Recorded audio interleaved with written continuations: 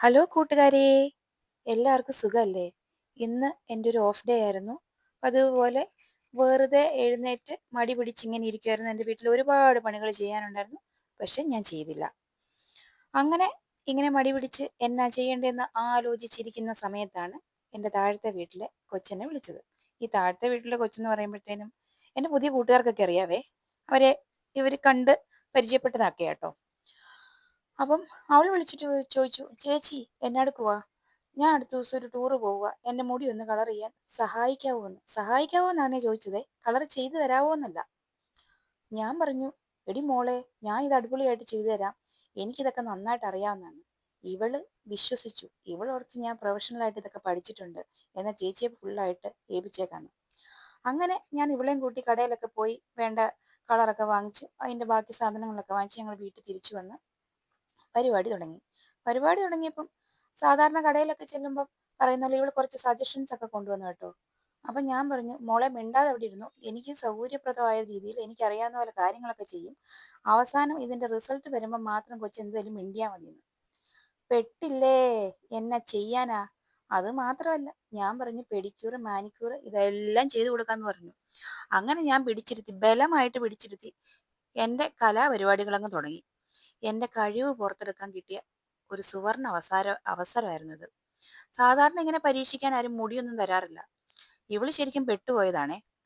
അങ്ങനെ ഞാന് എനിക്കറിയാവുന്ന എൻ്റെ ഐഡിയാപരമായിട്ടുള്ള രീതിയിൽ കാര്യങ്ങളൊക്കെ ചെയ്തു തുടങ്ങി.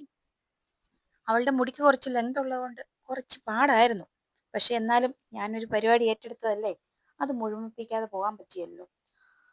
പിന്നെ എനിക്കൊരു നേരം പോക്കുമായി, പണി കാര്യമായിട്ട് പഠിക്കുകയും ചെയ്യാം.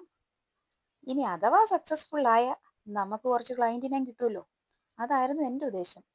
പക്ഷേ ഉണ്ടല്ലോ, അവസാന റിസൾട്ട് അടിപൊളിയായിരുന്നു. സംഗതി അങ്ങോട്ട് സെറ്റായി. അവക്കും ഇഷ്ടപ്പെട്ടു കേട്ടോ. അങ്ങനെ മുടിയൊക്കെ കളർ ചെയ്ത് അതിൻ്റെ ഒരു 25 മിനിറ്റ്സ് വെയിറ്റ് ചെയ്യേണ്ട സമയത്ത് ഞാൻ പെഡിക്യൂറും ചെയ്ത് കൊടുത്ത് അവസാനം മുടിയൊക്കെ വാഷ് ചെയ്ത് ഡ്രൈ ചെയ്ത് വന്നപ്പം സംഗതി അടിപൊളി. ഈ മുടി ഡ്രൈ ചെയ്യുന്ന സമയത്ത് കാണാം എൻ്റെ സന്തോഷം.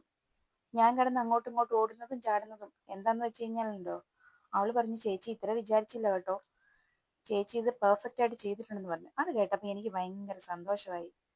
ഞാൻ ശരിക്കും പറഞ്ഞ ഒരു ഇതൊക്കെ പരീക്ഷിക്കാൻ ഒരാളെ തേടി നടക്കുമായിരുന്നു. ആരെങ്കിലും വിശ്വസിച്ച് അവരുടെ മുടിയും മുഖമൊക്കെ തരുമോ? ഇവളെന്തായാലും തന്നു. ഞാൻ സെറ്റാക്കി കൊടുത്തു. എനിക്ക് ഇപ്പൊ നല്ല കോൺഫിഡൻസ് ആയി. ഇനിയിപ്പോ ആരെ കിട്ടിയാലും ഞാൻ ഹെയർ കളറോ ഹെയർ കട്ടോ ഫേഷ്യലോ പെഡിക്യൂറോ മാനിക്യൂറോ ഒക്കെ ചെയ്തു കൊടുക്കും. ഓൾ UK സർവീസ് അവൈലബിൾ ആണേ. പക്ഷെ ഒരു കാര്യം, എനിക്ക് വിശന്നു കഴിഞ്ഞാൽ ഇച്ചിരി ഫുഡും വെള്ളവും ഒക്കെ തരണം. അത് ഇവള് തന്നു കേട്ടോ. ഇടയ്ക്കിടയ്ക്ക് എനിക്ക് വിശന്നപ്പം ചിപ്സും പിന്നെ കപ്പയും മീനും ചായയും എല്ലാം തന്നു കേട്ടോ. എന്തായാലും ഫൈനലി നിങ്ങൾക്ക് കാണാം എൻ്റെ ആ സന്തോഷം. അതുകൊണ്ടാണ് ഞാൻ ഈ ഡാൻസ് ഒക്കെ കളിച്ച് അങ്ങോട്ടും ഇങ്ങോട്ടും ഓടി നടക്കുന്നത്.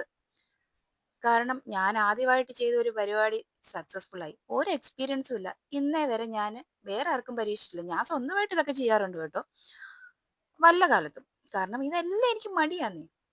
അങ്ങനെ ഇന്നത്തെ ഒരു ഓഫ് ഡേ ഉച്ച മുതൽ വൈകിട്ട് വരെ ഇങ്ങനെ കുറച്ച് പരിപാടികളൊക്കെ ആയിട്ട് ഞങ്ങൾ തീർത്തു. പിന്നെ അടുത്ത പാർട്ട് 2 വരുന്നുണ്ട് കേട്ടോ, പെഡിക്യൂറിന്റെ. അപ്പം കാണാം വീണ്ടും. Thanks for watching. Till then, bye bye.